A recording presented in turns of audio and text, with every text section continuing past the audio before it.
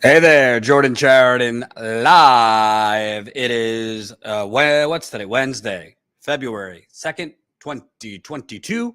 Hope everybody's having an okay day, staying safe in these trying times. Big show ahead. We have Lee Camp coming on, and what I'm really excited about too is we have Leonard Peltier's attorney. He is coming on. If you don't know the story of Leonard Peltier, who is to me, one of the longest serving political prisoners in the United Corporations of America. He is a Native American man. He has been unjustly in prison for the last 46 years. Let me repeat, for the last 46 years, Leonard Peltier, who is Lakota and Chippewa, Native American. He has unjustly been in prison for 46 years for a crime that there is absolutely no evidence that he committed. He has health problems and now in prison has contracted COVID. So we're going to talk to his attorney because there is renewed momentum to free Leonard Peltier, which should happen. Absolutely should happen. Please do your patriotic duty. Smash the like button. It's the thumbs up button right under the live stream. The more people that press the like button, the more people that will see this very live stream. Please share. So press the like button, share this live stream because sharing is caring. Also, I'm going to start doing this pretty much at the top to remind people. Make sure if you are a subscriber to Status Coup, which I hope you're a subscriber, if you have subscribed to Status Coup, make sure you also have clicked the bell next to the subscribe button. So there you go. Subscribe, click that bell right next to the subscribe, and then turn on all notifications. You got to click that bell, then hover over the bell and click on all notifications. And if in the past you have clicked on all notifications, I would kindly ask you, go make sure it's still on all notifications because there's some funny things going on YouTube where people click all notifications, but then it's been unclicked somehow. So definitely do that. So big show, Lee Camp, and then Leonard Peltier's attorney. So really excited about that. Super chats are welcome. We'll read the super chats at the end. And please, again, like, share. So I spoke with Lee Camp a little bit earlier. We talked about the absolute media propaganda going on to create World War III in terms of Russia and Ukraine. We also touched on a new leading cause of death in senior citizens. We'll talk about that. And we also talked about, of course, the Democratic Party continuing to offer you nothing but excuses and corruption. So looking excited to air that interview with Lee Camp. Without further ado, let's air that. And after that, we'll be airing an interview with Leonard Peltier's attorney. Here is Lee Camp. Hey there, Jordan Chariton with Lee Camp of Redacted tonight. He's also with radindiemedia.com, which we'll get into in a little bit. I wanted to start off, Lee. There's much to discuss, but I don't know. I generally have CNN, MSNBC on mute these days. But you could see over the last 2 weeks, the captions, the hysterical on the brink, World War III, just insanity. Basically, just, it was basically, hey, 5 minutes from now, World War III is coming in regards to Russia invading Ukraine. But today, it's like kind of oopsie. I don't know if you saw this. The White House backs away from calling Russian Ukraine invasion imminent. White House is backing away from its characterization that Russia's invasion into Ukraine is imminent, saying officials, quote, still don't know if Russian President Vladimir Putin has made a decision on incursion. So that's a new one, considering for the last few weeks, all you've heard is it's imminent. and we need to, possibly, send 5 to 10,000 troops there. And even though they're backing away, at the same time, Biden is now sending 3,000 troops to Germany, Poland, and Romania, under the guise of strengthening NATO. What are your thoughts on this? Is a very hot and cold war game we've been playing here. Yeah, I mean, it's tough to know really where to begin on how pathetic this is, how incorrect, how the propaganda that's being pumped out of our mainstream media. I think one of the main reasons they were forced to back off that statement was because President Zelensky in Ukraine just a couple of days ago said that Russia's not about to invade, and that, yeah, there are Russian troops in Russia on the Ukrainian border, but that's been that way for years now. And he's saying there is no invasion imminent. And he said that kind of against, I mean, it's a pro-US or US-backed government in many ways, but he still said, yeah, you need to chill out on the propaganda. So I don't know. This President Zelensky seems to be okay. Maybe it's because he was a comedian before he was elected president just a couple of years ago. So, he's doing comedians proud across the world. But there's so many other factors going on here. There's the fact that the U.S. helped create a coup in the Ukraine in 2014, 2015, working with Nazi forces. You can even read this at Yahoo News. This is not hidden, really, is that the CIA has helped fund and arm these Nazi battalions, the Azov battalion and others. And so we're working with neo-Nazis in Ukraine to put them on the border with Russia. Basically playing a horrific game of let's see if we can cause a nuclear holocaust. And our mainstream media is just, rah, rah, rah, let's go to war. We have had most of our troops out of Afghanistan for a few months now. So I guess it is time to get involved in another full-scale war. It's been a few months. And then you go even deeper, and really a lot of this comes down to oil. It comes down to the fact that the Nord Stream 2 pipeline with Germany, between Russia and Germany, has been completed, and the U.S. wants to do everything to try and stop it because the U.S. sees dollar signs in continuing to supply gas to Europe. And so, and we also want to stop Russia from having pipelines where they could make money by exporting gas and oil. So it on multiple levels, it's very clear that this has nothing to do with, oh my God, Russia's going to invade Ukraine. And then, of course, there's a discussion of NATO. Russia had a promise that NATO wouldn't go beyond a certain point years ago after World War II. And yet the U.S. is slowly collecting NATO countries surrounding Russia. NATO is not a peaceful force. People need to understand that. We seem to think in America, because we fall for the propaganda, that anytime you tack the word NATO on a war, it's a just war or a good war. But the NATO, destruction of Libya, U.S. created, but with NATO, didn't make it any less harmful, any less disgusting, any less of a war crime. Tacking the word NATO on wars doesn't make it right. It's like the Christmas wreath on the pedophile's home. It's just there to make you think everything's nice but it's not. Well, what's interesting to me, and disclaimer, I'm not working for Russia. I'm not a Putin apologist. I'm not a member of the Kremlin. But you kind of referenced the history here. With the fall of the Soviet Union in the 90s, there was an explicit promise that the U.S. and NATO would not further move east towards Russia. But, Russia's basically had missiles pointed towards it, near its borders for forever. And we all know what happened when we had Cuban missiles, well, actually Russian missiles, fired at us in Cuba under JFK and the whole Cuban missile. Not fired, but placed in Cuba. Yeah. Yes. With the whole Cuban missile crisis. So, the media, and I'm not defending Putin. He's certainly a sociopath in his own way and has done terrible things to journalists and others. But this idea that Russia and Putin is the unique threat here, whereas we've basically been knocking on their doorstep for the last several decades, breaching explicit promises not to.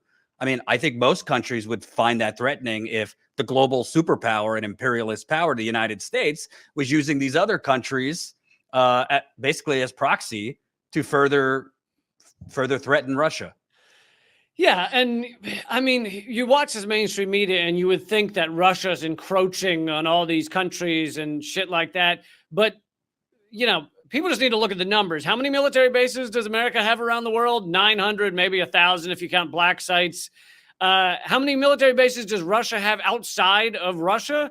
It's roughly 18, and most of those are in the former Soviet bloc countries.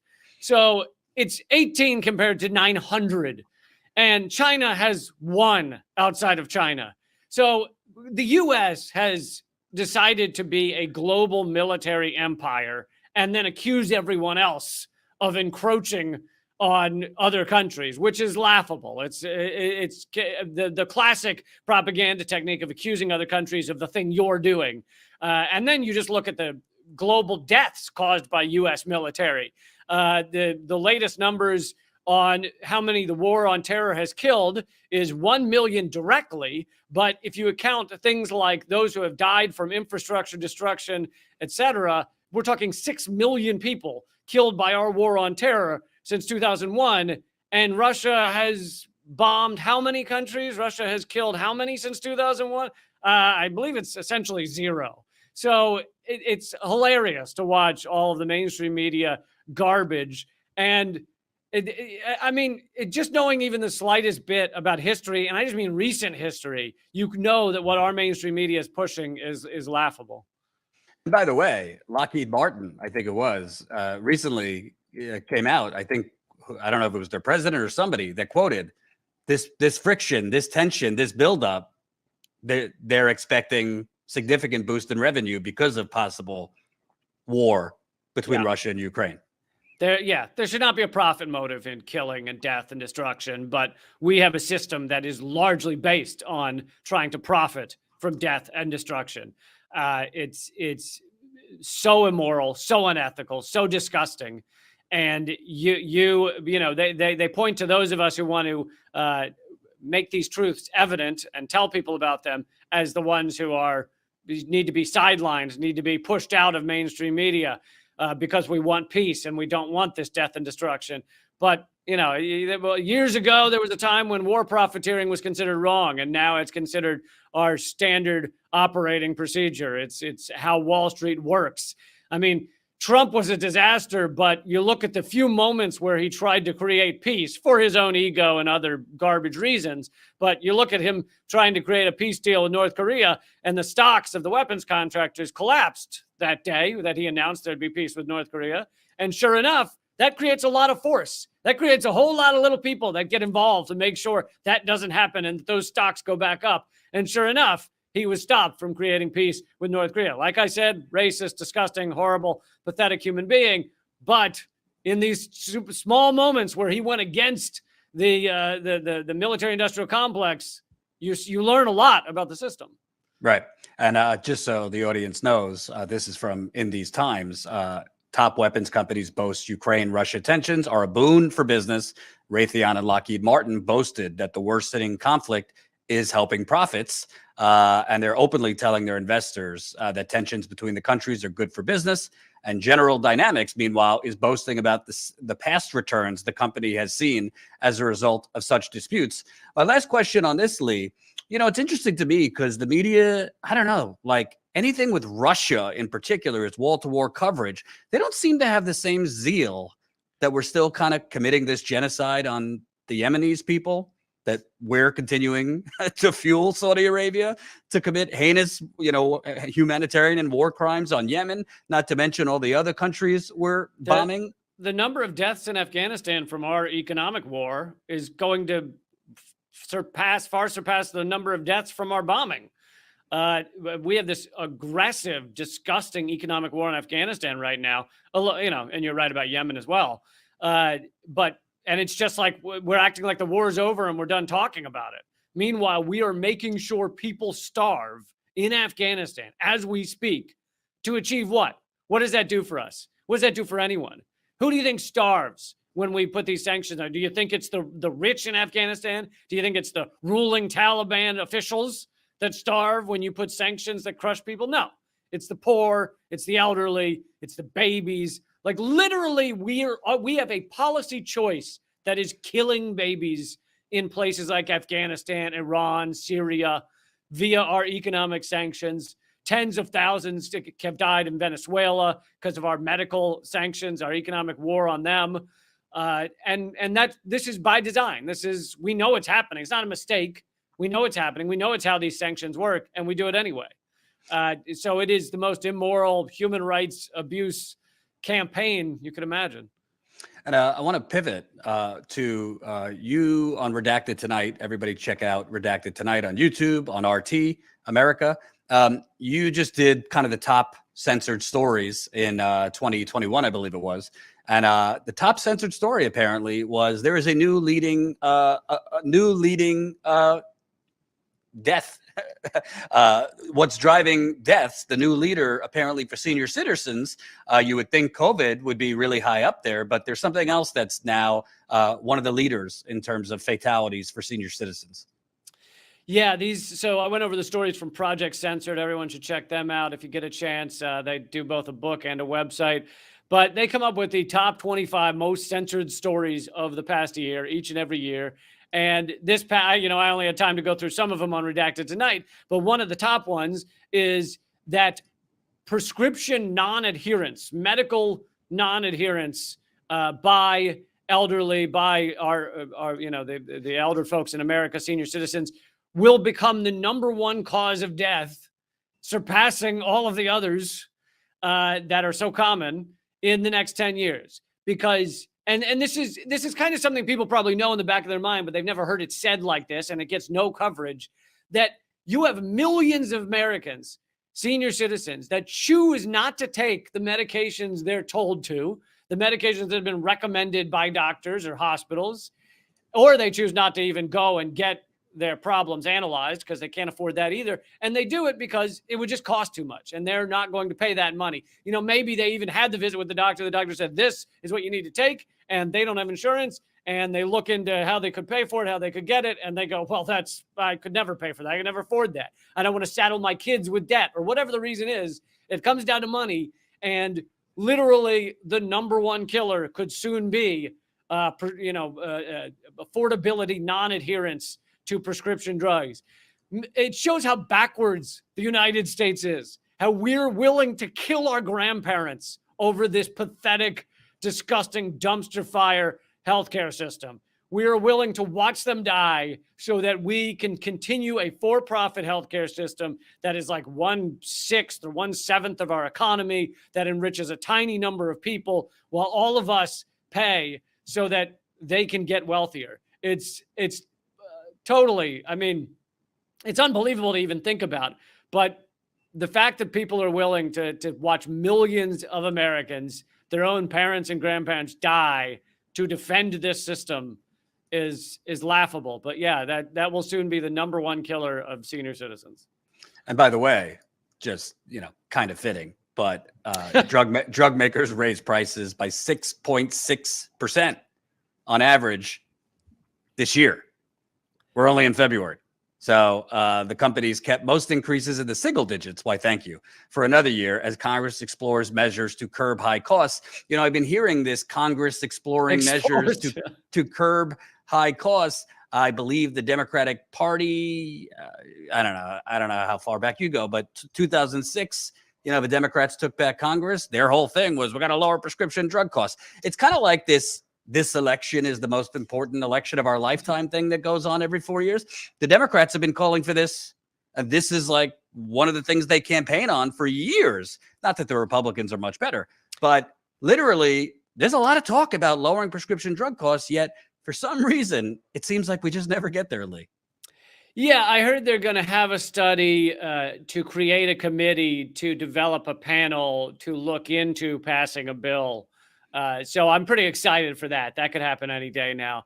No, it shows the difference between the Republicans and the Democrats. The Republicans are basically like, yeah, we don't give a shit about drug prices. So poor senior citizens die. Who cares? And the Democrats are like, oh yeah, we care a lot. We're gonna do something about that one day. We really care. And they don't at all. So those are the difference. Do you want to be lied to your face, or do you want to, just accept that the politicians are saying, fuck you, we don't care. The Democrats have done nothing on this front. They talk as if they will, and it's always, they find some reason to get, we just didn't, we didn't have a big enough, a big enough majority in the House and Senate. It wasn't quite enough. When it came down to minimum wage, it was the parliamentarian, right? The parliamentarian stopped us. Some position no one's ever heard of before somehow managed to stop the Democrats from increasing the minimum wage. They always come up with some reason, because this is one party, and people have to eventually realize it in order to create any large-scale change. This is one party. They disagree very slightly on a couple of domestic issues. But in general, they agree on 80, 90% of the structural core issues of this country, entirely on foreign policy, entirely on endless surveillance, entirely on Wall Street, entirely on environmental destruction. They basically agree on all of this, and they make a big show of these tiny moments where they pretend to disagree. They'll disagree on whether we're going to have one more month of eviction moratorium. Not disagree on whether there should be housing for all. That would be outlandish. We'll just disagree on one more month of eviction moratorium. It's that kind of ridiculous stuff that honestly should be a comedy show. And by the way, I mean, speaking of censored stories, I don't hear this discussed on CNN. I don't really see it much in the pages of the New York Times. Listen, I hate the rough, not trying to poke the bee's nest of COVID people, COVID, anti-vax, this and that. We don't need to get into that. However, Moderna and Pfizer are killing half the world by not, or depriving half the world of vaccine equity by refusing to share their formula. The factories are ready in a lot of these countries, particularly third world countries, and the manufacturing capacity is there. They don't have the formula. Ralph Nader and others have said in emergency times, the United States government can overrule these pharmaceutical companies and basically seize the patent. But to me, that's one of the biggest scandals, that Biden, the U.S. government, Democratic Party, isn't forcing these pharmaceutical companies, which U.S. government funding in large part helped them even get these vaccines and these recipes. We're depriving the third world, which is in large part helping to create and foster new variants of COVID. Yeah, it's similar to the weapons contractors. Profit should not be a motive in this. But of course, profit is an immense motive in these situations. Those companies have minted plenty more billionaires over the course of this pandemic. They are making billions of dollars by administering these vaccines, which our tax dollars helped create because it was connected to the U.S. government. And so we help create them, and then they enrich themselves, and they hide the patent from other countries. One that claimed at first when COVID began, they claimed they were going to have an open patent, open source, was AstraZeneca. And then apparently Bill Gates was pivotal in telling them to withhold their patent and to not give it away to other countries. Even to this day, I believe you have roughly 7% of Africa is vaccinated. And, I'm of this crazy nuanced view where, yes, the vaccines have saved millions of lives. It probably saved my father's life. And so I'm of that view, yet I'm opposed to the mandates because as one of the heads of the WHO said, I don't think it's the World Health Organization, it's not the World Health Organization position, but one of the heads said that mandates, when it comes to school, work, and travel, tend to come down to class issues and come down to socioeconomic background. And so you end up with places like Africa, where 7% are vaccinated. They now can't travel to how many countries because this vaccine apartheid system we have.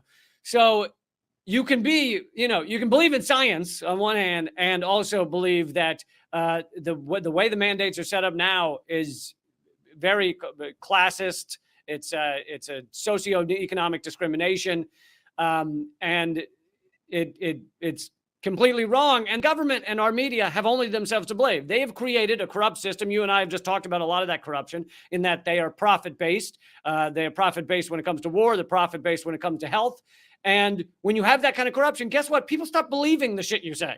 So if we know that they're going to go where the money takes them, then why should we believe them? And once you create a complete level of distrust in your nation, your community, your society, and then you go, oh my God, why are people saying they're not going to do what we say? Well, maybe because you are completely corrupt and you're just following dollar signs. Yeah, no, I think it's a fair debate. Some things on COVID, I just think there's a lot of cranks out there pushing misinformation, but I do think certain things I totally see, particularly on the mandates, why there should be debate about that. I wanted to lastly ask you, I see kind of this old record spinning, Obama, for example, after the global financial crash, let bankers off, allowed millions to be foreclosed on, kept us in Afghanistan, basically all the kind of I'm going to part the oceans and part the seas talk. Reality was he was just, the same old status quo. He just sounded the Afghanistan surge. Yeah. Yes, the Afghanistan surge. But they tried to dress it up and put lipstick on a pig. He pointed out, record job creation coming out of this recession. When he was running against Mitt Romney, this and that, they tried to kind of dress up the economy as recovering, even though people didn't feel it. He's lucky he was running against Gordon Gekko, reincarnated, because he won. But obviously they lost in the Tea Party bloodbath in 2010. Then Republicans, took more power in 2014 and obviously 2016. I kind of see that same thing happening now. I don't want to go too far into political predictions, but it's not looking good for Democrats in November. But Chuck E. Cheese, Schumer, was on the Senate floor yesterday invoking Ronald Reagan and saying Joe Biden's economy, we're seeing the most rapid growth since Ronald Reagan. I don't know what growth they're talking about because they're talking about GDP and these numbers that don't actually affect working people. But I wanted to ask you, it seems to me the Democrats are trying to put lipstick on a pig here, and we're probably headed to a right-wing surge. Yeah, when you stand for nothing different from the Republicans, then why should you be surprised when people don't come running out to the polls for you? You have to stand for something different, and they don't. Their only stance seems to be, didn't Trump suck? And it's like, yeah, he did, but you got to do more than that. You got to actually deliver on some things, which they have not at all. They've created the worst case scenario, which is basically doing nothing to deal with COVID in a larger sense, and not doing nothing to deal with the economic hardship that people face under COVID. $2,000 checks or whatever, $1,600 does not cut it. They could have created a system in which people are not struggling out there, in which people's lives are not destroyed. You had 60 million Americans waiting in food lines at food banks during this pandemic, and I'm sure many millions continue to this day. So you have people just incredible hardship out there, people struggling so bad, and they say, oh, well, the stock market did well today. Well, what is the stock market? I mean, these are massive companies that often their stock does well when workers are appropriately oppressed, when they're as beaten down as possible, when developing a union effort fails, the stock goes up. So if you see the stock going up, it doesn't mean people are doing well. That's like judging the health of a dying man by looking at the leeches on his skin and saying those leeches look really happy. Okay, well, does that mean he's doing great? Probably not.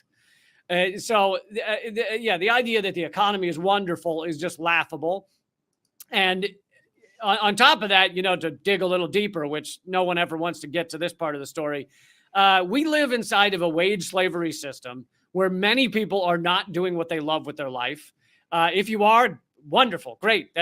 You are the exception. That is wonderful. But in most cases in this life, people are not doing what they want. They're not following their passion. They're trying to survive by getting a job they generally hate or dislike. The latest polls show 80% of people at least somewhat dislike their job, if not hate it.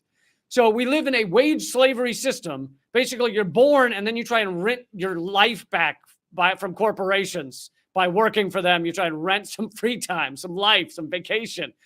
It is a completely fucked system. And yet we're so indoctrinated into it that all we can think to ask for is please give us more jobs. Please give us better jobs in terms of pay. Whereas there should at least be a discussion of also, could we get to a place where people are actually allowed to follow their pursuits that they want to, do what they want with their life, rather than just a place where they got a couple of dollars more for the job they fucking hate? So, you know, that discussion is never had, of course, on your mainstream media, but it's often not even had on your alternative media. Yeah, if we allowed that, Jeff Bezos wouldn't be able to spend whatever it was, $5 billion, dick rocket up to space. Exactly. We can't allow that worker freedom because it would restrict the billionaires and the plutocrats. Thank you, Lee Camp. Redacted Tonight on RT. Check out Redacted Tonight on YouTube, and let people know about Rad Indie Media. Yeah, I've created something. It's not for profit. There's no ads on it or anything. It's just designed to give people a place where they can go and find all this great independent left wing content, or at least independent, even if the people don't consider themselves left wing all the time. And so that's called Rad Indie Media. Rad like radical. INDIE media.com. And it updates all day long. It's got plenty of Status Coup stuff up there and everybody else that people like. And it's also meant to try and decrease some of the censorship so that if we get deleted from these platforms, I'm pretty close to being deleted from YouTube. Redacted Tonight's channel was demonetized recently. And so I'm sure they could delete the channel tomorrow. And the goal is that if you have another place people can find your stuff, that won't be as impactful. Absolutely. Radindiemedia.com. And yeah, thank you for hosting some Status Coup content there too. Thank you, Lee Camp. We'll talk again soon. Thanks a lot, Jordan. That was Lee Camp of Redacted Tonight. I appreciate him coming on. Good conversation. Before we get to the next interview, which is very, very, very important, I remind you, please smash that like button. Smash it, smash it, smash it. Please press the share button right next to the like button. Share this live stream. Post this live stream on your social media so we can get it out to more people. As you can see, somehow, as our subscribers go up, the views are not going up with the subscribers. Doesn't really make a lot of sense. Not how YouTube's supposed to work. When your subscribers keep going up, the views and the live views are supposed to go up. But sometimes there seems to be issues with YouTube sending out our content. I digress. We're about to air my interview with Leonard Peltier's attorney. Before we air it, I just want to remind you also, please consider supporting Status Coup as a member for as low as $5 a month. That's statuscoup.com/join. You can become a member for as low as $5 a month. We also have some other levels that you could support us: $10 a month, $20 a month, or $179 annually. You joining as a member helps fund all of it. Our on-the-ground reporting, our investigative reporting, our travel, and hopefully expanding the team because we want to hire more people. I'd like to hire another reporter too. So please sign up. And quick shout outs, by the way, because we have gotten 10 new members over the last 2 days. Welcome new member Diana, Doreen, Ann, Andrew, Brooke, Michael, Lila Charles, John, Tony, and Stephanie. So that's 10 new Status Coup members over the last 2 days. So I hope we could keep this momentum going. We've gotten over 100 new members over the last 2 weeks since I broke my latest Flint water cover-up story. If you haven't read that story, it's at the top of my Twitter page. So again, please consider signing up, statuscoup.com/join. $5 a month, 16 cents a day. So I want to move on. I was at Standing Rock many years ago covering the fight against the Dakota Access Pipeline. And while you're at Standing Rock, I'm a white dude, right? I'm a semi-privileged white dude. I was trying my best to cover what the real-time insanity, the real-time, frankly, fascism that was going on, the police in protection of an oil company, in protection of an oil pipeline, terrorizing Native Americans. But in the very little downtime I had at Standing Rock, in conversations I would have with tribal elders, in conversations I would have with members of the Standing Rock Sioux tribe, in conversations I would have with other Native Americans, a name kept coming up: Leonard Peltier. And Leonard Peltier has been in prison for 46 years. He is the longest serving political prisoner in America. He is in prison with no evidence that he actually committed a crime, with no evidence that he actually killed anyone. And now at 77 years old, with already, he's got some health issues. He has now come down with COVID in prison. So I'm delighted that I was able to talk to his attorney a couple hours ago. We spoke for about a half hour. If you don't know this story, it will blow your mind. This man should have never been in prison. He should have been released decades ago, but he must be released now. Here's my conversation with Leonard Peltier's attorney. Jordan, I am delighted to be joined by Judge Kevin Sharp. You're a former judge who now does a lot of legal work, particularly focused on mandatory minimum sentences. And you are currently the attorney for Leonard Peltier, who is a Native American who has been in prison for 46 years. Right. From everything I know, a crime that there is no evidence that he ever committed. So we're going to get into all that, but I wanted to start with Leonard Peltier is 77 years old. He's not in great health, and he recently, a couple days ago, was diagnosed with COVID-19. Hit by his own account, the prison he is in Florida, the conditions have been horrendous, particularly during the COVID-19 pandemic. I know you don't really have a ton of updates, which is part of the story. Can you kind of talk about what you know of Leonard's condition as far as having COVID-19 now? Yeah, so it was. Thanks for having me on. I appreciate it.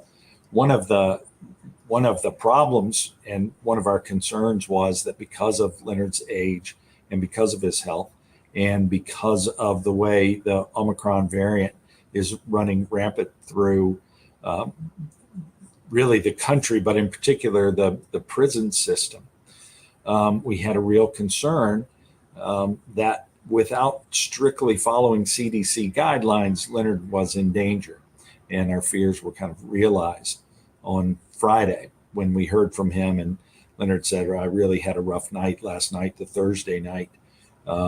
Really a deep, persistent cough, feeling really, really poorly. And we were able to get him tested on Friday and got a confirmation that he was positive. After that, the information has kind of trickled out as to how he's doing. They put him in a medical unit isolation, still part of his housing unit. He's not been moved into medical, which is kind of a double-edged sword. It's good news that his condition is not serious enough, at least as they see it, to warrant putting him in more, in the medical unit itself. But it also means, is he getting the attention that he needs? After that information that trickled out for me on Saturday and a little bit on Sunday, then it's been kind of radio silent with them, blamed on the national lockdown because of an incident that happened at one of the facilities in Texas. And so I've kind of really been shut out, and I'm hopeful that he's okay. Part of the protocol would be if things turn serious, that they'll call me. So I guess the really good news is they haven't called me, but I hope that's because everything's okay and not because no one's paying attention. And do I have it correct that even though he's been eligible for a while, he was not able to get the COVID booster shot, that third shot? They have been eligible. He got his first 2 shots and should have gotten a booster in November. BOP has been slow to roll out booster shots. And so it's my understanding that some staff have gotten shots, but not by and large the population, and certainly not Leonard's unit. Got it. And let me just start from backwards. I mean, there's a lot of people watching that know this story, but there's a whole lot of people that don't. In the 1970s, there was what they called the Reign of Terror going on against Native Americans. Wounded Knee was occupied for, I believe, 70 or so days. Leonard Peltier, he is a Lakota and Chippewa Native American from South Dakota. He was part of AIM, the American Indian Movement. Right. And in 1975, there was a gunfight at the Pine Ridge Native American Reservation in South Dakota, and 2 FBI agents were killed. And Leonard Peltier was prosecuted and convicted. There were 3 others that were prosecuted, but Leonard Peltier was the only one convicted. Can we go back? I know you were obviously not part of it then. You have become his lawyer now. But can we go back? Because it has come out since. You have witnesses being intimidated and coerced. You have evidence that would have proven his innocence that was withheld from his defense team. In Leonard Peltier's own words, he was not able to put up a defense. And I mean, you even have one of the key prosecutors who prosecuted him came out years later saying he should be freed. And there is no evidence that Leonard Peltier shot or killed at these agents. Can you kind of just, for people that don't know the story, this is one of the most, obvious cases of prosecutorial abuse, FBI abuse. Break it down, all the things that went on. Yeah, let me start with this. And this happens a lot. Everybody talks about the 2 FBI agents that were killed in this shootout. There was also a young Indian boy named Joe Stuntz who was killed, shot in the head by an agent. Unclear exactly who shot him or why. And that was never investigated. So we don't know who killed Joe and why Joe was killed. Nevertheless, the shootout occurred in June of 1975, right? It's on the heels of the 1973 takeover at Wounded Knee. And originally 4 individuals were indicted for killing the agents. The one indictment was dropped, the one against a young man named Jimmy Eagle. And the prosecution went forward with Bob Robideau, Dino Butler, and Leonard Peltier. Now, Leonard, believing that he could not get a fair hearing in the United States, went to Canada.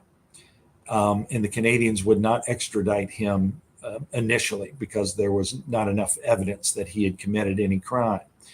So Butler and Robideau were tried separately.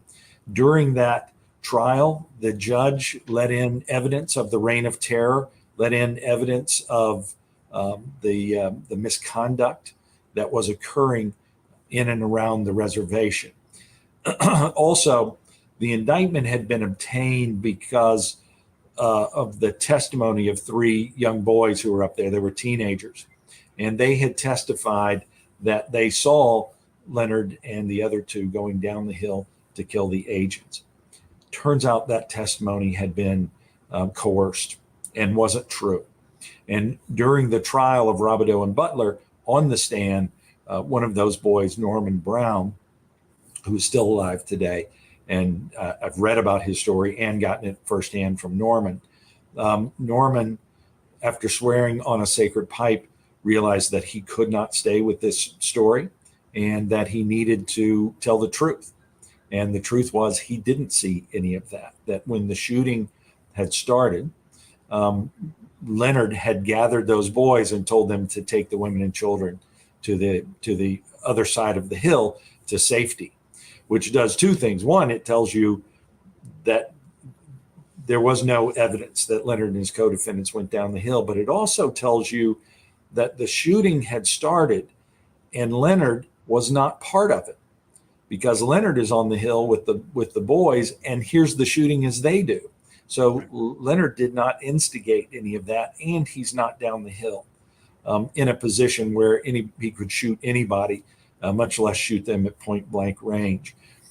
Now, the judge in the Robideau Butler trial lets in this information, this testimony about the Reign of Terror and the misconduct, and Norman Brown changes his testimony to tell the truth and tells the court and the jury about the witness intimidation.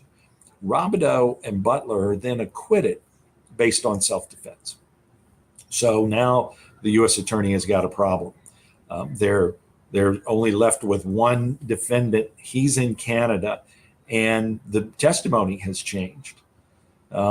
So there is an FBI memo that discusses using the full resources of the United States government into getting a conviction of Leonard Peltier.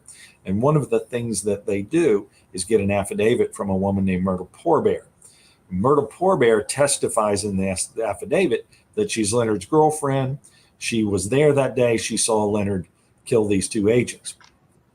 Obviously, that's going to be enough for the Canadians courts to say, okay, let's extradite him. But it turns out that Myrtle Pourbaix never met Leonard Peltier. She wasn't there that day. She didn't see any of this. That, as she later said, she signed that affidavit, which she did not draft, because she had been threatened and intimidated, and they threatened to take her child away from her. She had a daughter that they had threatened to take away from her. Now, which we now know, and she knew then, is no idle threat, as we've learned from the revelation about these Indian boarding schools. Leonard, in fact, had been kidnapped. Leonard and his younger sister, who was 6, Leonard was 9 at the time, was literally ripped from his grandmother's arms and taken to one of these boarding schools. So, that was no idle threat. She signed the paper that they wanted to sign. But it was revealed before she testified that this affidavit had been was not true. She had signed 2 other affidavits that were inconsistent with that. And as the prosecutor later said, there was not one scintilla of truth in that affidavit. Right. But it didn't prevent the U.S. attorney from filing that with the courts, which in and of itself is an ethical violation and sanctionable conduct. But they've got Leonard back, and there's no remedy under the extradition treaties to return someone when you've obtained an extradition based on fraud, which is what it was. But then the case is also transferred from Judge McManus to Judge Benson. And Judge Benson is in Fargo, North Dakota. He does not let in any evidence about the Reign of Terror. He does not let Leonard's attorneys question Myrtle Pourbaix about the intimidation that was forced on her.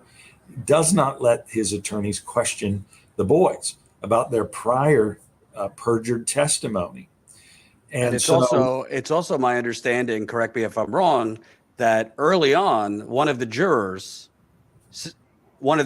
had said that they were biased or had a predisposition against Native Americans or Leonard's race. I believe it was. Right. That's right. It was one of the things as I'm going through studying this case myself before I ever decide to come in and take it on pro bono. On day 2 of trial, 3 women show up at the courthouse. They have nothing to do with the case, but they have a notarized document in their handwriting that says, we have something we want to tell the court. We can't live with ourselves if we don't let you know that one of your jurors works with us, and she told us that she's prejudiced against Indians. I'm using the terminology that they used and the terminology that Leonard uses. So the court calls each of the women in. They talk to them independently. The three women confirm that in a conversation with one of the jurors, she admitted she's prejudiced against Indians. She said to them, I may be called as a juror in this case of the Indian who killed the 2 agents. Never mind, you've already decided, you've got a conceived idea of what the verdict is, what's happened. But y'all know I'm prejudiced. They tell that to the court. The court says, well, wait a minute, let's talk to this juror. And you think the juror is going to say they misunderstood me or I never said that. And instead, she says, I did say it. That's true.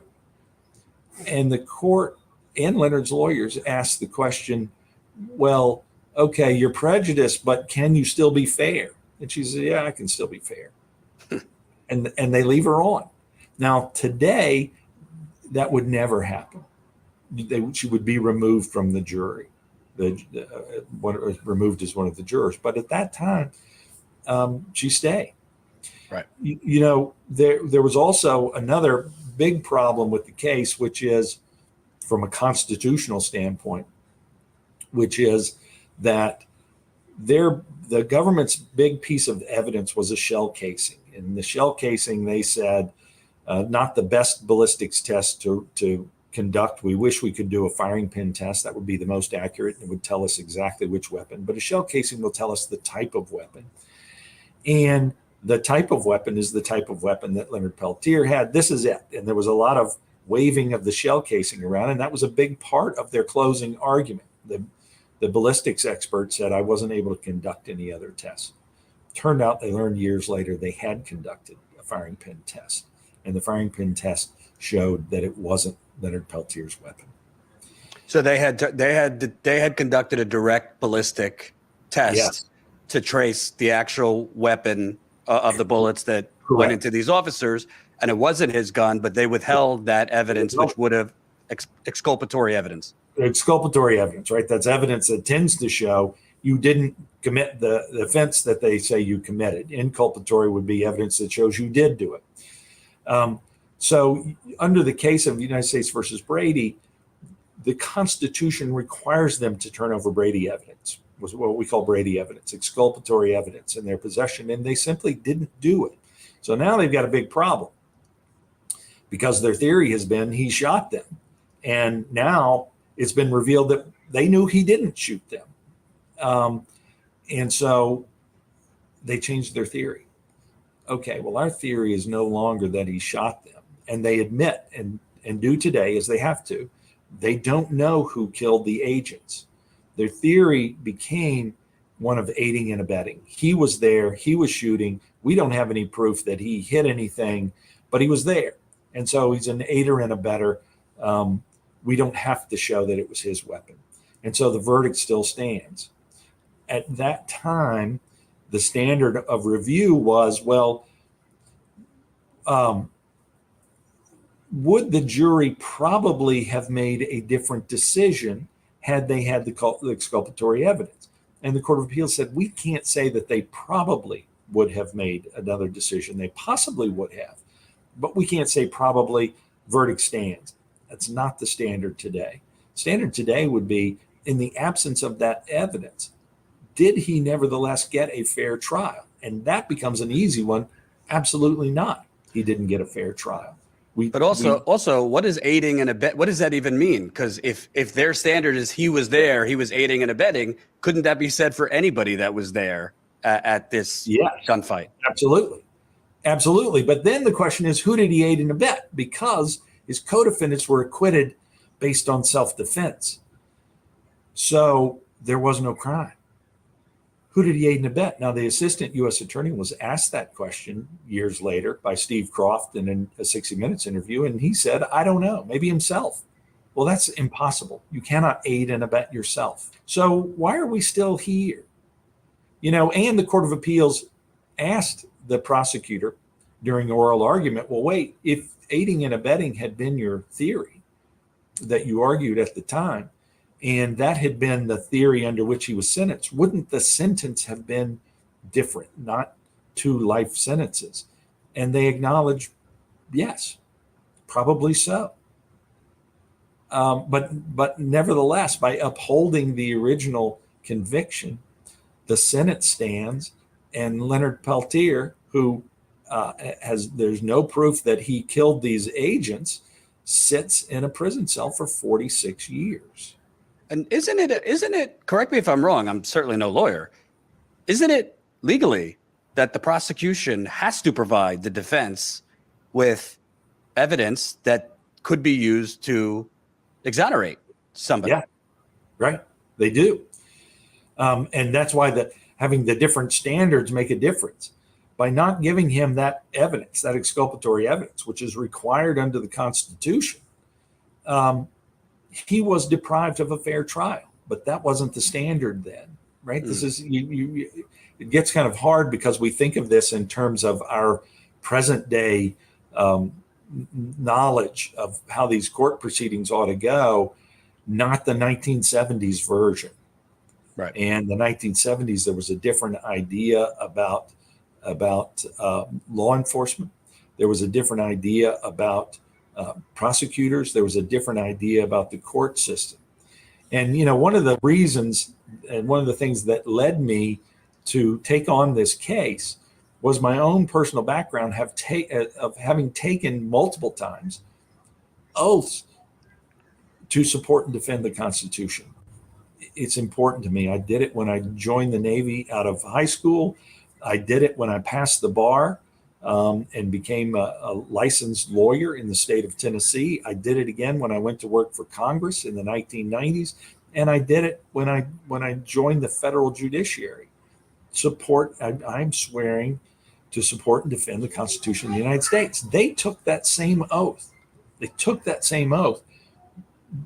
But for them, getting a conviction was more important than their oath.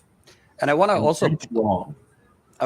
point out that the original U.S. attorney who prosecuted Leonard Peltier, he has come out since then asking for Leonard Peltier to be freed. This was James Reynolds. Right. James Reynolds was the U.S. attorney, and he wrote to President, to Biden in July of last year. Quote, "I write today from a position rare for a former prosecutor to beseech you to commute the sentence of a man who I helped put behind bars. With time and the benefit of hindsight, I have realized that the prosecution and continued incarceration of Mr. Peltier was and is unjust. We were not able to prove that Mr. Peltier personally committed any offense on the Pine Ridge Reservation." I mean, I'm not a legal reporter, but I know enough. It's pretty rare to get prosecutors to come out and basically been like, "Yeah, we didn't have it. Please free this man." Right. What are your response to that? Right. You don't have to be a legal scholar, or a legal reporter. You have to be a human being, and you can see the concern that comes off the page from this prosecutor. He didn't try the case, but he was there as the supervising U.S. attorney for appeals, post-trial motions, sentencing, the habeas corpus petitions that were later filed. He was there for all of that. He now knows, looking back, that what they did was wrong, that it became a convict at any cost. And earlier in another document, he said, "We cut corners." Well, that's an understatement. That's the understatement. They violated the Constitution is what happened. And he wouldn't necessarily have known that at the time, because he may not know what the AUSAs, the assistant U.S. attorneys, are doing in this case, or what they had done before he became the U.S. attorney. But he's learned it.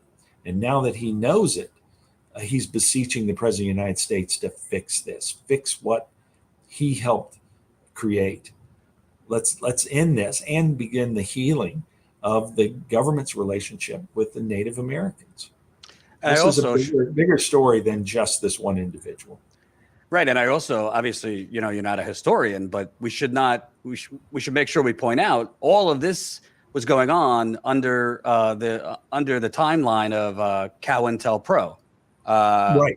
I might be mispronouncing, but COINTELPRO was, the FBI, frankly, in concert with the judicial system, surveilling, infiltrating, disrupting, spying on the civil rights movement, the American Indian movement. They did it to Martin Luther King. They certainly did it with the AIM movement. So when you see, all right, these two other defendants got off for self-defense, the third one also, I don't know if it was self-defense, but was not convicted. Correct.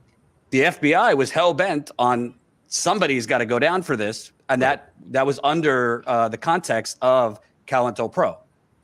So right, and that program started by the Hoover FBI was discovered in I believe 1973, and the Church Committee in the Senate was investigating that. Now the FBI said, well, we have shut it down. They recognized that it was unconstitutional to engage in domestic spying and counterintelligence, which is what COINTELPRO stands for. It's counterintelligence program. To engage in counterintelligence about organizations and people that they believed to be subversive to the government. What they were doing was protesting the government. So they were using that program to run counterintelligence against our own citizens. Now they say once they are discovered that they shut it down. The tactics, though, continued. And you see those tactics happening on Pine Ridge Reservation at the time, even though, supposedly it had been shut down for 2 years. The evidence would show you that that's not the case. Right. And they were still running counterintelligence against, you're right, Martin Luther King, Black Panthers, unions. They did it with trade unions. They believed those to be subversive to the government. They did it with various other political parties, not the mainstream political parties. So, that's part of this history. And that's part of the additional reason why Leonard needs to be freed. He's a remnant of that time that hopefully no longer exists, except to the extent that we still imprison people who were victims of it. Right. Let's move beyond. The FBI needs to cut from J. Edgar Hoover. It's hard to believe that we're in 2022 and we're still talking about removing ourselves from J. Edgar Hoover.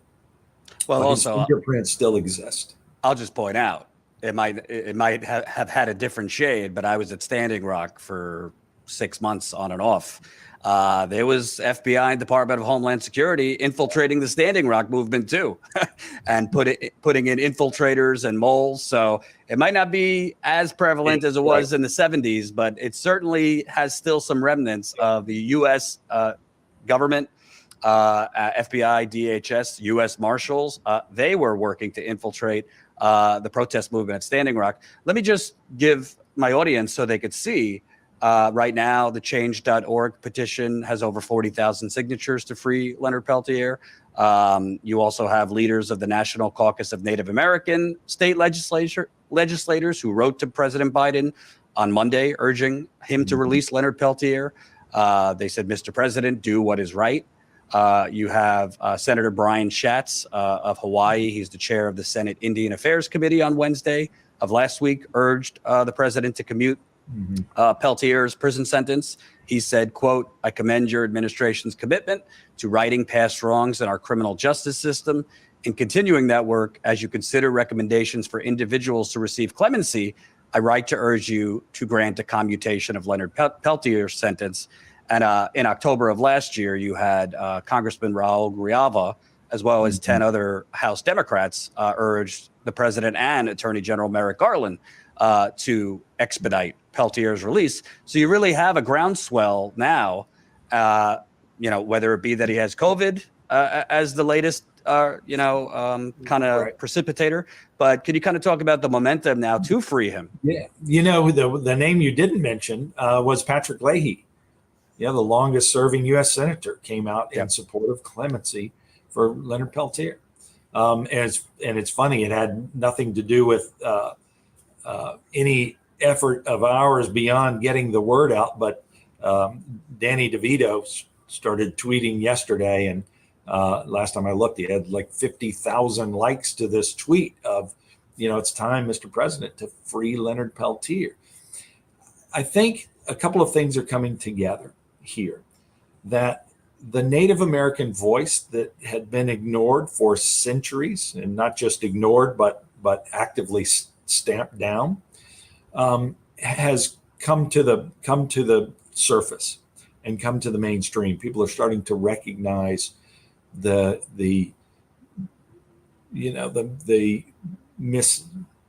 mistreatment by the government of the Native Americans that were here, and this is something that now is being viewed in the mainstream. We're starting to see in the mainstream, by mainstream American, the problems with the Indian boarding schools and what happened there. We have a Secretary of the Interior for the first time, indigenous person, as Secretary of the Interior. All of those things are coming together at this time and raising awareness again to Leonard, who is not just this one guy who was railroaded in 1977, in a 1977 trial. He's really the face of what's wrong and what's been wrong with this relationship between the United States government and the Native community that was here. Right. And James Reynolds' letter recognizes some of that. All of those things are coming together. The time is now to do that. And you put on top of that Leonard's age and poor health and COVID running through the system. The urgency has also percolated to the surface. It's time to end this. Right. And I would also point out, I mean, you have the prosecutor was a part of going after him, saying we had no evidence. You have all of this new revelations that have come out over the last few decades showing coercion, intimidation, constitutional violations. In my view, Leonard Peltier is not only entitled to clemency and to be freed, but restitution for losing 46 years of his life. Your thoughts? Right. Well, let's get him out and see what the other options are. The most important thing for me right now, and that it's really the first time that I've really thought about that. The important thing right now is let's get Leonard home. He's got children, grandchildren, great-grandchildren, and the Turtle Mountain Band of Chippewa are ready to embrace him and take care of him as an elder. Let's do that. Let's get that done. And Mr. President has the absolute ability and authority under the Constitution to sign that paper and end this today. And let's move on. With the current groundswell, I listed off all of the Congress folks, as well as just activists that have been fighting for this for years, including Native Americans, first and foremost. Right. Are you seeing any response or tea leaves from the Biden administration that they're even listening to these calls? I think they're listening. I don't know what they're saying in response to what they're hearing, but they are hearing about it. And someone asked about it in a press conference last week, and it comes up from time to time in the White House press corps. And it's being talked about internationally. The Amnesty International is on this. The UN has taken another look at it. So it's impossible for them to ignore it.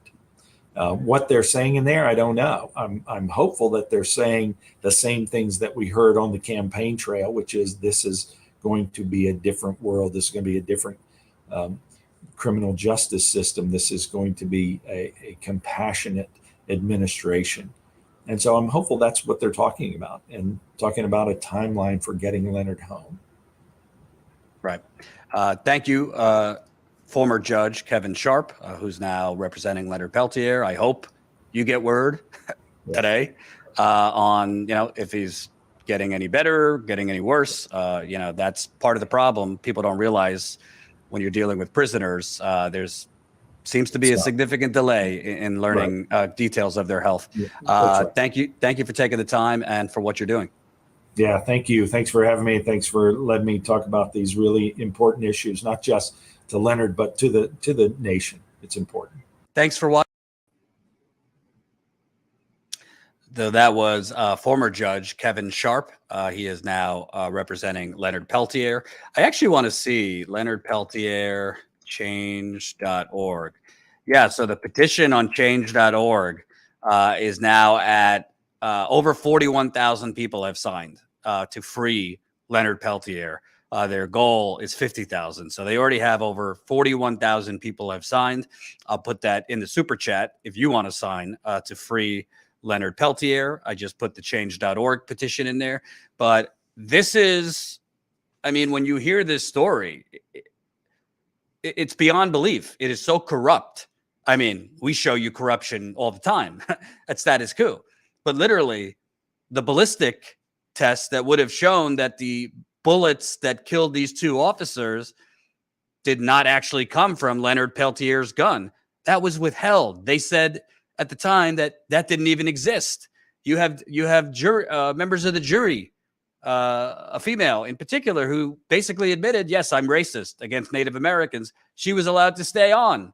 You have a woman who perjured herself and admitted she perjured herself. It's one thing after the other that even one of these things, in most cases, the case would get tossed and the prisoner, you would think, would be freed. But here, it seems like the FBI, the U.S. government, for whatever reason, wants to keep this man in prison till he's dead. And now he has COVID. at 77 years old. He should be freed. He should have reparations, restitution, whatever you want to call it. And he should be able to live out however many years he has left with his family and with his tribe. It is absolutely unconscionable. Absolutely unconscionable that this man is in prison. And to tell you the truth, I mean, I could only do so much. I'm overwhelmed as it is trying to cover all the things I cover. I'm a little upset at myself that I haven't covered this before. That's on me. I tried at Standing Rock. Like I said, I tried. I mean, I was working 17, 18-hour days at Standing Rock for 6 months on and off. I was at Standing Rock 7 times over 2016 and then a few trips in 2017. I didn't have the bandwidth to cover this, but I certainly, in conversations I had with tribal leaders and Native Americans and even younger Native Americans that I spoke to at the camps in North Dakota at Standing Rock, you would hear Leonard Peltier's name. And it's insane. It's insane that he is still in prison. It's insane that Bill Clinton could have commuted his sentence and let him go. He didn't. Obama could have. He didn't. And now, I mean, we're talking about Joe Biden, crime bill Joe, palling around with segregationist Joe Biden. Let me be woke and toss out a bunch of verbiage, but then still screw Black people and Indigenous people and Hispanic people. So, I mean, I don't want to be a Debbie Downer. I don't have a ton of hope that Joe Biden will do the right thing, but I would hope to be surprised. But I'll stay on this story. If I can, I'll try to interview. Obviously, his attorney is white. He's not a Native American. I'll try to interview Native Americans as well, because this is an important story, and it's absolutely heinous that this man has been in prison for 46 days, let alone 46 years. And another element that's horrible is, I mean, his lawyer can't even get information on his condition. He's 77 years old with coronavirus, and he's not boosted. So I'm not interested in, poking the bee's nest out there with the anti-vaxxers, but we have seen that if you don't get that third booster shot, you are more susceptible to serious illness with Omicron, the Omicron variant, which is still all over the country. The cases are going down, particularly in New York, DC, the Northeast states that got hit hard. But it's still very prevalent all over the country and including in prisons. So the fact that he was not able to get that booster, plus his age, I'm crossing my fingers that he'll be fine, but he is more susceptible. So thank you to former Judge Kevin Sharp. Let me read some super chats. We also got a couple new members that signed up, so I'll give new members shout outs. Let me read some super chats here. Alex Fantini, $5. Appreciate the work you guys do. What's the best way to support you guys? Oh, the best way. Sign up as a Status Coup member. StatusCoup.com/join. StatusCoup.com/join. You could sign up at $5 a month. We also have a $10 a month level. We also have a $20 a month level, and we also have a $179 annual member level. So you could sign up at $5, $10, $20 a month, or the $179 annual. That's the best way to support us. That is how we're trying to grow this business. Yes, we make a little money on YouTube, not a ton.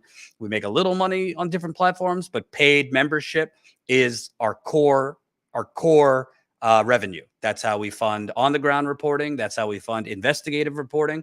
That's how we pay Colin and myself, and we have freelancers helping us in marketing right now. We have a lot of fixed costs per month that add up. So please, that's the best way to help us, StatusCoup.com/join. If you're already a member and want to give us additional help, we do also have a GoFundMe. So you could also help us on GoFundMe. Colin, if you could put the link up for our GoFundMe and drop it in the super chat if you want to support us at GoFundMe at any amount, that would also be appreciated. The GoFundMe contributions also help, particularly with our travel budget, because each trip costs anywhere between $3,000 to $5,000, depending on how long we're on the road for. So thank you for the super chat, and hopefully that answers your question. Tourette subscribed through Prime, so I guess that's a new member, a new Twitch subscriber. So thank you, thank you, thank you. Alex Fantini, $5. Do you have Status Coup merch? My goal is to wear your shit all the time so I can tell people about the coup. Colin, can you come on? Because you know I always get this wrong. If you could come on to explain, how do people get their Status Coup merchandise? Yeah, all you have to do is go to www.statuscoup.com/store, or if you're on Status Coup's website, you can just click the button and it'll take you there. And yeah, that's it. You'll just see we have 2 different types of merch. One that's just different types of merch with our logo on it, our old logo. And then another that's the 3 designs that we came out with, which is the, let me pull it up here. You put that up. United Corporations of America shirt. The most people are not lacking compassion in this country. Most people have no fucking idea what the hell is going on. And the fossil fucker shirt. So, yeah, those are all on statuscoup.com/store. Yes, get there now. And by the way, don't be if you feel any sticker shock. The reason the cost of those shirts is a little higher is because we use a more sustainable clothing company. So the product is made from more sustainable sources, but we set the price as low as we could get. We're basically breaking even, slight profit, not a lot. But the reason that the shirts might look like they're a little more expensive is because of the quality is from sustainable sources. So head over to statuscoup.com/store. I just had Colin a couple days ago send me a couple shirts so I could sport them. So there you got the United Corporations of America shirt. Love that shirt. You got the most people are not lacking compassion in this country. Most people have no fucking idea what the hell is going on. That's my quote. And then you have the fossil fucker shirt. So get in while you can. Alex, oh my God, Alex just left $50. Holy cow. That's 3 super chats from Alex. Thank you so much, Alex. Love you guys. Love you back. I don't know if you're a new subscriber, Alex, but we really appreciate it. And if you want more information on how you can help us, you could email us at info@statuscoup.com if you want to provide extra support. That's info@statuscoup.com. Thank you so much. That's a generous super chat. Mikey GC8, $4.99. Thank you truly for exposing this unfathomable story to the people. Yeah, this has not gotten a lot of media attention over the years. I've seen a couple Huffington Post articles about Leonard Peltier. I've obviously seen it in indigenous media, but certainly not in the national media. So I'm happy that we could have Leonard Peltier's attorney on, and I'll continue covering it. Human 8, $19.99. Thank you so much. I really appreciate it, Human 8. D Nord, $5. I appreciate it, D Nord. Thank you, thank you, thank you. I also want to give some shout outs because we got some member signups during those interviews. Welcome new Status Coup member, I don't know if I'm pronouncing it right. Anwar. Thank you, Anwar. Welcome new member Ellen. Welcome new member Diana. And welcome Deborah, who just upgraded her membership to $20 a month. So she was already a member, but she upgraded her membership to $20 a month. And that's another thing. If you're already a member, let's say at $5 a month, and it's within your budget, there is an option to upgrade your membership to $10 a month or $20 a month. So Colin, how do they do that again? Yeah, all you do is when you're on the website and you're logged in, you just click your little profile icon up here. Assuming you're logged in, there'll be an option to just click on your profile. And when you're there, there's a little button next to your membership level that says change. And when you do that, it'll pop up to an area like this where you can change your membership level. So if you're at the $5, you just click which one you want to switch to and hit next, and it'll figure it out all from there. Absolutely. So we really appreciate it. We want to keep this momentum going. Over the last little over 2 weeks since I broke this last Flint story, we have gotten over 100 new Status Coup members. And that's along with a good amount of new patrons too, because we do have a Patreon too. So I want to keep this momentum going. We might not get 100 members every 2 weeks, but if we could get, a good amount of new members each day, that is going to go a huge way to us expanding. I don't want it to just be me, folks. I really don't want it to just be me as the main face and the only reporter at Status Coup. I would love to hire another reporter. Love to hire another reporter. I would love to create new faces. I would love to have extra money for travel. It is expensive to travel to cover stories on the ground. I would love to be able to hire more producers. I would love to hire an administrative assistant. Do you know how much of administrative things I have to do here? Not to diminish it, but I really am not in love with it. I don't like doing administrative stuff. I have to do a whole lot of administrative stuff. So there's a lot of people we would like to bring on for help, but I can't print money like the United States government. So that's where you guys come in. So if you can, if it's not within your budget, we understand. But if it is within your budget, statuscoup.com/join. You can become a member for as low as $5 a month. That is 16 cents a day, equals $5 a month. So thank you. We really, really appreciate it. New site or old site? I don't know what you mean by that. Well, we should say, Colin, we are still actively trying to get people to move over from the old membership site to the new site. So if you could re-explain that process. Yeah, all you have to do is just go to StatusCoupMember.com/member switch. StatusCoupMember.com is the site of our new member where all that stuff is. So in case you're curious about that, but if you go to that /member switch, you'll be taken to a page that both has written out instructions and a video of us explaining what to do to switch. It's a lot easier than it sounds, but it's just real quick, just to, in case you don't know how to, it shows how to cancel on the old site and how to subscribe on the new site at whatever level you want. So yeah. And we should say this is for people who signed up through our old membership site. If you signed up as a member before October of last year, you're on our old site, and that's through StatusCoup.com. If you signed up October and beyond, you're on the new site. You don't have to do anything.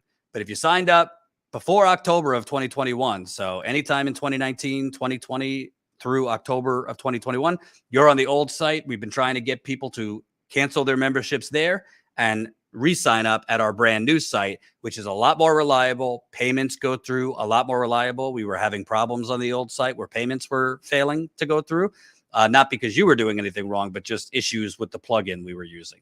So we're trying our best to get people to migrate over, cancel on the old site and move over to the new site. If you don't know which one you're on, if you don't know which one, if you don't remember when you signed up or what have you, Colin, how could they, if they don't know, what do they do in that circumstance? If you're unsure of which one you signed up for, like the easiest way is just to go to each website, StatusCoup.com, and then you go to StatusCoup.com/join to take you to the new site and just log in and see which one the login works. But if you're completely unsure, just email us info@StatusCoup.com and let me know. And I'll be able to use your email to look up which site you're on and all that good stuff. So any issues either with that or anything else as far as the member sign up or member switch process that you're having issues with, email info@StatusCoup.com, and I'm the one who's helping take care of all that. So I'll make sure that everything gets sorted out. And Colin just put the link, by the way, in the super chat. So that's StatusCoupMember.com/member switch, StatusCoupMember.com/member switch. There's a video explaining how to do it, and there's written out instructions. Please, I know people don't like doing anything twice. We won't ask you again. It'll take you 2 minutes tops. Switch. Cancel your membership on the old site and move it on over to the new site. I appreciate the effort to do that. It really, really helps us because we don't want, we need your payments to go through if you're a member so that we have the funds to do this. So StatusCoupMember.com/member switch will give you, yes, cancel old, join new. Simple as that. Cancel your membership if you're on the old site, join the new site. And the new site, same thing, StatusCoup.com/join. StatusCoup.com/join. But easy peasy, go to StatusCoupMember.com/member switch. There's video instructions and written out instructions. So that's all. And if you have any issues, like Colin said, send us an email. info@StatusCoup.com, info@StatusCoup.com. So that's all I got for today. Thank you for watching. I don't know if I'll be live tomorrow because I got a couple other things going on, but I will have an interview with Christian Smalls. He is the former Amazon worker who was fired for the sin of demanding a safer workplace during a global pandemic. And Christian, along with current Amazon workers in Staten Island, New York, have been working for almost a year to get a union vote and win the first unionized Amazon in America. After almost a year, they finally won a union election. So it's pretty big. We don't know the date that the election will be held, but these workers in New York and Christian have won a union election. So I interviewed Christian. We're going to air that tomorrow on the fight to unionize and what the next steps are now that the National Labor Relations Board has granted these workers in New York a union election to see, all right, step one was getting the election. Now, how are they going to win that election to win a union? Because if you could win a union, an Amazon union in particular, what you're seeing with Starbucks and the ripple effect with all these other Starbucks locations around the country, after Buffalo successfully unionized, there's now over 50 other Starbucks stores filing for a union. That same thing will 100% happen if Amazon in New York or Alabama, because Bessemer, Alabama, is also trying to unionize. If they're successful, it's going to be a massive domino effect from there. So we'll talk to Christian. One last super chat we got. Thank you, Dave L. $5. Good show. Thank you. Let me make sure I didn't miss anyone else. All right. Thanks, guys. See you tomorrow. Bye-bye.